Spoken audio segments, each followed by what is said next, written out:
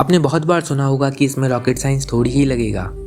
Often times rocket science को एक analogy की तरह यूज किया जाता है for hard stuff, but is it really that hard? You are probably expecting a no, but unfortunately the answer is yes. Rocket science में chemistry, maths, physics etcetera etcetera बहुत चीज़ों को एकदम खतरनाक वे में अप्लाई करना होता है रियल वर्ल्ड में। अपनी क्रिएटिविटी को आसमान फाड़ लेवल तक ले जाना पड़ता है and then you can go into space. So इसी हर टॉपिक को आज हम समझने की कोशिश करेंगे हमारे चैनल साइंटिफिक लैंड पे। So sit back, relax and learn.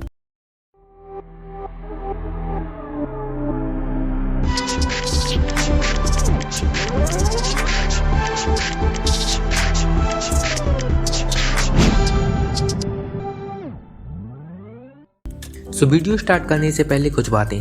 सबसे पहले, अगर आपको रॉकेट साइंस के मैथमेटिक्स ईटीसी के बारे में जानना है तो हमने डिस्क्रिप्शन में कुछ वीडियोस के लिंक दे रखे हैं, आप वहां से समझ सकते हो। दूसरी बात ये कि ये एक बेसिक एक्सप्लेनेशन होगा रॉकेट्स के वर्किंग्स, पार्ट्स, पर्पज ईटीसी का। ये वीडियो या कोई भी वीडियो आपको एक बार में रॉकेट साइंस नहीं सिखा सकता।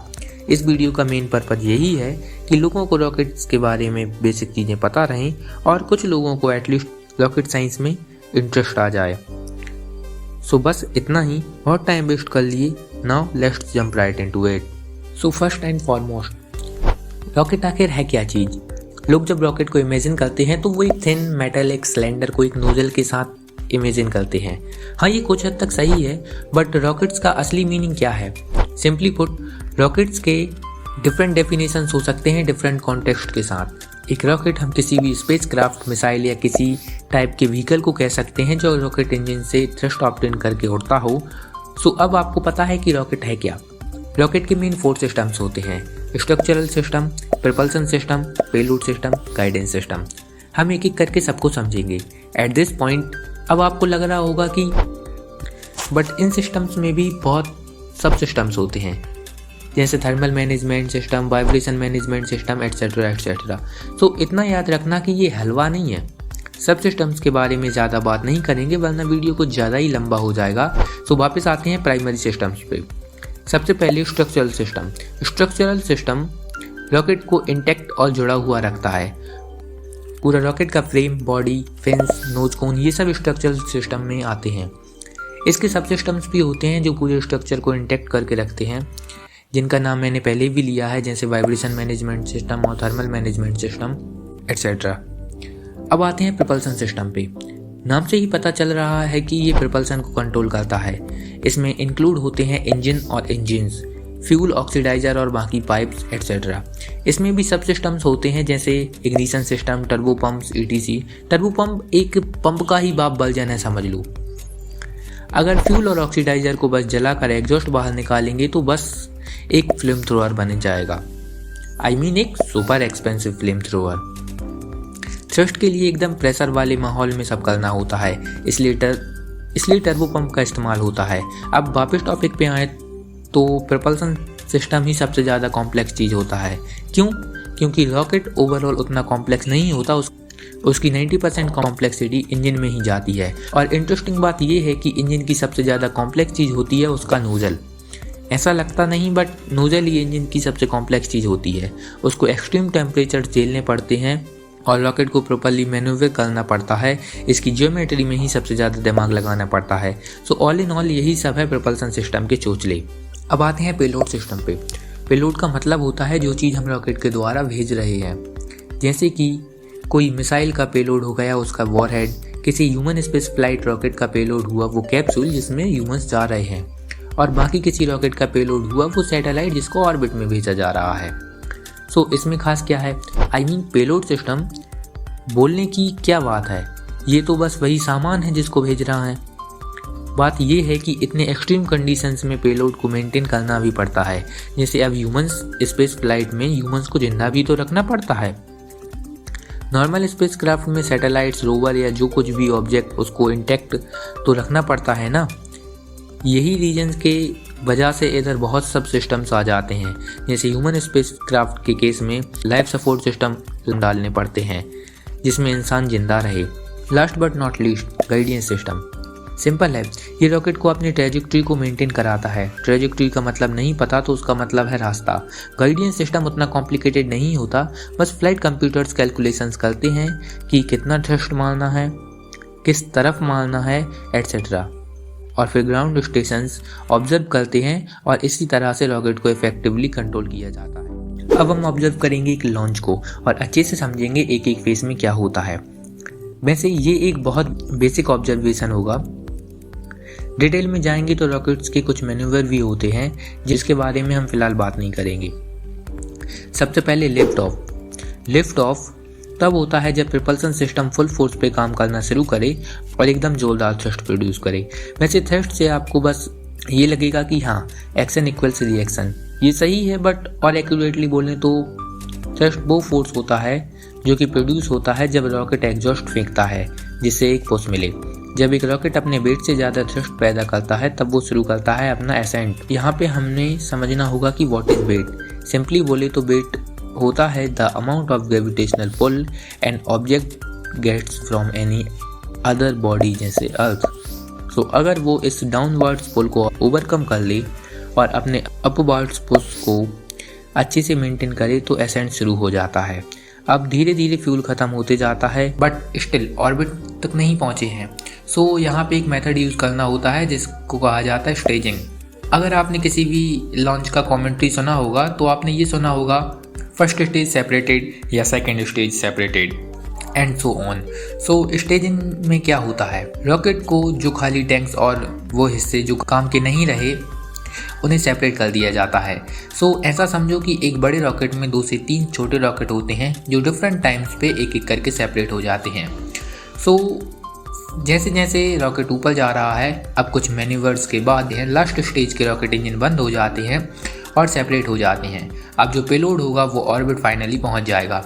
यहाँ पे एक तथ्य टाइप इन्फो है, आजकल रियूजेबल रॉकेट्स भी आ रहे हैं जिनका स्टेजिंग थोड़े अलग तरीके से होता है। उसके बारे में जानने से पहले थोड़ा बेसिक क्लियर कर लेना। अब हम जानेंगे रॉकेट्स की रीच के बारे में। रॉकेट्स बहुत जगह जा सकते हैं और डिपेंडिंग ऑन द जगह किसी एक टाइप की ट्रेजेक्ट्री चूज की जाती है। अब हम एक एक करके जानेंगे हर टाइप की ट्रेजेक्ट्री और ऑर्बिट के बारे में। वैसे हर ऑर्बिट के बारे में बात नहीं होगी वरना वीडियो 2-3 घंटे का तो हो ही जाएगा। फर्स्ट हम लोग बात करेंगे सबसे कॉमन और उसे इजी ट्रेजेक्ट्री के बारे में। ये ट्रेजेक्ट्री का नाम है सब ऑर्बिटल ट्रेजेक्ट्री। नाम से ही समझ सकते हो ये पूरा ऑर्बिट नहीं करता, बस ऊपर जाता है और नीचे आ जाता है। ये ट्रेजेक्ट्री ICBM या फिर इंटरकॉन्टिनेंटल बैलिस्टिक मिसाइल फॉलो करती है। साथ ही में इस ट्रेजेक्ट्री पर और भी टाइप के रॉकेट्स को छोड़ा जाता है, जैसे कि कोई रॉकेट को मीजोस्फीयर का वेदर जानना है, एटसेट्रा एटसेट्रा। सो ये एक मल्टीपर्पज़ ट्रेजेक्ट्री है, यहाँ पे बहुत कुछ हो सकता है। बाकी जो रॉकेट ट्रेजेक्ट्रीज हैं उनको पढ़ने के लिए एकदम डीप मैथमेटिक्स समझना पड़ेगा, सो हम उस पर बात नहीं करेंगे। अब हम बात करेंगे ऑर्बिट्स के बारे में। सो डिफरेंट टाइप के ऑर्बिट्स होते हैं डिफरेंट पर्पज़ के लिए, हम एक एक करके समझेंगे। सबसे नियरेस्ट ऑर्बिट है लियो या फिर लो अर्थ ऑर्बिट। ये 400 किलोमीटर के पास शुरू होता है और 2000 किलोमीटर के आसपास ख़त्म हो जाता है। यहाँ पे मोस्टली ऐसे स्पेसक्राफ्ट रहते हैं जिनको रेडिएशन से प्रोटेक्शन चाहिए हो, या फिर ऐसे स्पेसक्राफ्ट जिनका काम इसी रेंज में हो जाता हो। पैसे बचाने के लिए यहाँ पे लॉन्च कर दिए। लियो को आप एक स्टैंडर्ड यूनिट भी समझ सकते हो। जो रॉकेट साइंस एंथुजियास्ट या फिर एक्सपर्ट हों उनको अगर किसी रॉकेट की लियो कैपेसिटी बता दी जाए तो वो उसका बाकी ऑर्बिट में कितना कैपेसिटी रहेगा वो भी बता देंगे। एक रॉकेट को मोस्टली इसी जगह से जज किया जाता है। अब आते हैं मीडियम अर्थ ऑर्बिट पे। ये ऑर्बिट का रेंज होता है 10,000 किलोमीटर से लेके 20,000 किलोमीटर मोटा मोटा। ये ऑर्बिट में मोस्टली ऐसे स्पेसक्राफ्ट या सैटेलाइट्स होते हैं जिनका कुछ नॉर्मल काम हो, जैसे weather prediction, navigation, communication etcetera etcetera. इसीलिए लोग इस ऑर्बिट के बारे में उतना कुछ नहीं जानते। अब आते हैं HEO या फिर हाई अर्थ ऑर्बिट पे। आगे बढ़ने से पहले मैं ये बता दूं कि ये कोई सर्टेन ऑर्बिट नहीं है, ये कुछ एरियाज या रेंज समझ लो। तो इसी रेंज के अंदर जियोसिंक्रोनस और जियोस्टेशनरी ऑर्बिट भी आते हैं। मैं पहले इन दोनों को समझाऊंगा। सो जियोसिंक्रोनस ऑर्बिट में होता क्या है कि सैटेलाइट और अर्थ की रोटेशनल स्पीड मैच हो जाती है, सो वो वहाँ फिक्स हो गया समझ लो। अब जानते हैं कि जियो स्टेशनरी ऑर्बिट क्या है। इन दोनों टर्म्स को एक्चुअली इंटरचेंजेबली यूज किया जाता है, बट मेरे हिसाब से जियो स्टेशनरी का डिफरेंस ये है कि वो इक्वेटर के अबव ही ऑर्बिट करने के लिए बना है। इधर मैं ये कह दूं कि मैं इस चीज़ के बारे में श्योर नहीं हूँ, so pardon me if I am wrong. अब वापस आते हैं HEO पे, जो इसमें भी मोस्टली वही मियो वाले धंधे चलते हैं। सो एक और फैन फैक्ट समझ लो कि एक और ऑर्बिट होता है जिसको कहा जाता है ग्रेवयार्ड ऑर्बिट। तो ये ना जियोसिंक्रोनस ऑर्बिट के जस्ट थोड़ा बियॉन्ड है। ये डिस्टेंस इतना दूर है कि सैटेलाइट वापस बस एटमॉस्फेयर में आके बंद नहीं हो सकता, इसलिए इसको अपने ऑर्बिट से पुश करके थोड़ा और बाहर फेंक देते हैं। ये एक प्रॉब्लम बनाते जा रहा है स्पेस जंक का, बट अब क्या ही करें। अब हम अर्थ के बाहर चलते हैं। यहाँ पे 1000 टाइप के ट्रेजेक्टरीज, मैन्यूवर्स एटसेट्रा करने को मिलते हैं, बट सबसे मेन बात है लैग्रांज पॉइंट्स। सो लैग्रांज पॉइंट्स क्या है? ये कुछ ऐसे एरियाज या पॉइंट्स हैं एक सोलर ऑर्बिट के जो कि बहुत स्टेबल हैं। यहाँ पे अलग अलग पर्पज़ के लिए अलग अलग पॉइंट्स पे पेलोड भेजी जा सकती है। जैसे कि जेम्स वेब टेलीस्कोप को लैग्रांज पॉइंट 2 पे रखा गया है क्योंकि उसको परमानेंट शैडो में रखना था। आई मीन बाकी सन, अर्थ, मून एटसेट्रा का इंफ्रारेज इसके इमेजिंग में इंटरफियर करता। अब आपको अगर कोई सोलर ऑब्जर्वेटरी बनानी है तो लैग्रांज पॉइंट 1 सही रहेगा। ऐसे ये लैग्रांज पॉइंट काम करते हैं मैथमेटिकली। वहाँ पे वो सबसे ज़्यादा जो भी एक्स्ट्रा अलग अलग जगह से फोर्सेस आ रहे हैं और इसका स्पीड सबको ध्यान से देखेंगे तो क्या होता है, इस पॉइंट तक आते आते सब बाकी फोर्सेस कैंसिल हो जाते हैं। इसके लिए आपको ऑर्बिटल मैकेनिक्स पढ़ना होगा, वीडियो में समझना थोड़ा मुश्किल वाला चीज़ है। सो अब हमने सीख लिया what is rocket, how does it work and where can it go. अब हम देखेंगे रॉकेट के टाइप्स। रॉकेट के मेनली 3 टाइप्स होते हैं, सॉलिड, लिक्विड और हाइब्रिड। इनकी भी सब कैटेगरीज होते हैं जिनके बारे में आप अपने आप जान जाओगे जब धीरे धीरे इस फील्ड को एक्सप्लोर करोगे। सो 1 बाय 1 जानते हैं इन तीनों के बारे में। सबसे पहले है सॉलिड फ्यूल रॉकेट। इसमें फ्यूल सॉलिड होता है। ये बहुत पावरफुल और चीप भी होता है, बट इसके थ्रस्ट आउटपुट को कंट्रोल नहीं किया जा सकता। दिवाली के रॉकेट्स भी इसी कैटेगरी में आते हैं। ये एक्चुअल में आप खुद बना सकते हो, but do it at your own risk. और एक्सप्लोर करो इस फील्ड को तो सब पता चलेगा धीरे धीरे। सो सॉलिड रॉकेट इंजन्स का प्राइमरी काम क्या है? बस 2 प्राइमरी काम, आइदर वेपन्स के तौर पे मिसाइल के काम करना या फिर किसी बड़े स्पेसक्राफ्ट को लिफ्ट ऑफ के टाइम पे इनिशियल बूस्ट देना। जैसे कि आपने GSLV Mark 3 के साइड में 2 बूस्टर्स देखे होंगे ना, वैसे ही। अब जानेंगे लिक्विड फ्यूल रॉकेट के बारे में। नाम से ही पता चल रहा है कि ये लिक्विड फ्यूल रॉकेट होते हैं। इसकी प्रो ये है कि ये बहुत कंट्रोलेबल एंड मोस्ट केसेस में पॉल्यूशन भी कम करता है। इसका एक और प्रो है कि ये बहुत ज़्यादा एफिशिएंसी के साथ चल सकता है, बट द कॉन्स आर ये बहुत कॉम्प्लिकेटेड होता है। हैंस इसकी कॉस्ट भी मोस्ट केसेस में आसमान फाड़ देती है। इसका प्राइमरी काम होता है स्पेसक्राफ्ट को स्पेस में ही चालू रखे रहना। हाँ, लिफ्ट ऑफ के दौरान भी इसका इस्तेमाल होता है। मिसाइल्स में भी इसका यूज़ होता है, बट रेयरली। आजकल के ऑलमोस्ट हर पावरफुल रॉकेट में लिक्विड इंजन्स तो होते ही हैं। जैसे कि GSLV के ही कोर बूस्टर्स का फर्स्ट स्टेज लिक्विड इंजन से काम करता है। Now at the last word have hybrid rocket. इसमें लिक्विड और सॉलिड दोनों यूज़ होते हैं। अब पूरे डिटेल्ड मैकेनिक्स में तो नहीं जाएंगे, बट बाकी डिटेल्स जल्दी से समझ लेते हैं। सो फर्स्ट ऑफ ऑल ये एक इमर्जिंग टेक है। आई मीन ये बहुत साल से एग्जिस्ट करता है, बट इसका प्रोग्रेस अभी कुछ ही सालों में हुआ है। इसको बहुत वाइडली वैरायटी ऑफ चीज़ों में यूज़ किया जाता है, जैसे रॉकेट से लेके रेसिंग कार्स तक। बट द थिंग इज़ ये मेडियोकर है। मतलब इस टेक का एम था कि सॉलिड और लिक्विड दोनों के प्रोज को ऐड करके एक नया टाइप ऑफ रॉकेट बनाया जाए, but it failed. It's like कि कोई बंदा किसी एक चीज़ में स्पेशलाइज करता है वर्सेस एक बंदा जो हर फील्ड में थोड़ी थोड़ी नॉलेज रखता है। अगर दोनों को चैलेंज करें कि कौन उस स्पेशलाइज्ड फील्ड में बेटर है, तो आपके हिसाब से कौन जीतेगा? ऑब्वियसली वो बंदा जिसने सालों साल लगाकर उस फील्ड में महारत हासिल की हुई है। सो अब आपको रॉकेट के टाइप्स के बारे में भी एक बेसिक जानकारी हो चुकी है। अब हम बस एक क्विक रनडाउन करेंगे एक रॉकेट के पार्ट्स का, and then we will wrap up today's video. So हम रन डाउन करेंगे दुनिया का one of the most powerful rocket का, दैट इज़ फाल्कन हेवी।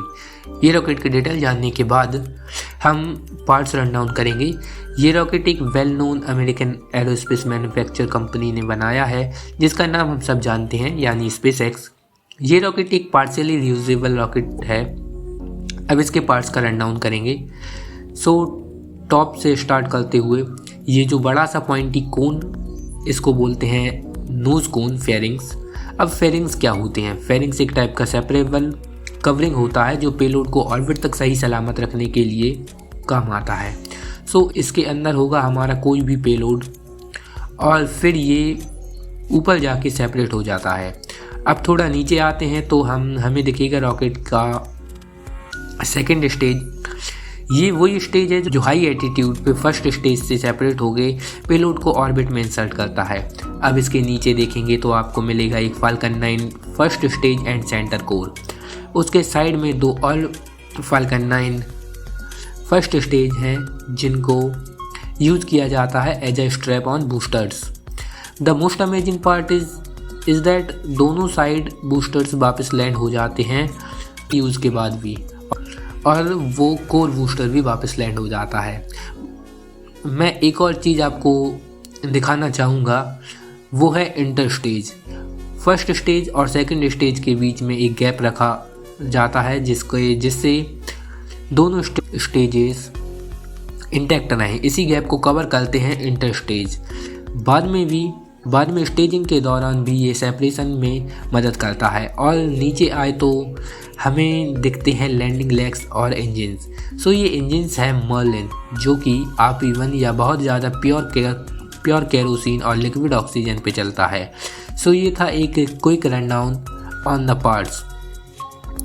और भी डिटेल में जा सकते हैं, बट ये वीडियो ज़्यादा लंबा नहीं रखने के लिए हमने बस मेन कंपोनेंट्स का रन डाउन किया है। आजकल कुछ रॉकेट सिमुलेशन गेम्स भी आते हैं, like space flight simulator, simple rocket 2, Kerbal space program, etcetera, जिसमें रॉकेट्स के बारे में बहुत कुछ इन्फॉर्मेशन होता है। So I recommend you to play such games. आपका नॉलेज और बढ़ेगा and it will be more easier for you to understand the rocket science talks and you are ready to start learning about rocket science. This is a very broad and interesting field, but if you fear it, then do not get involved with it, or else it would be detrimental to your knowledge growth.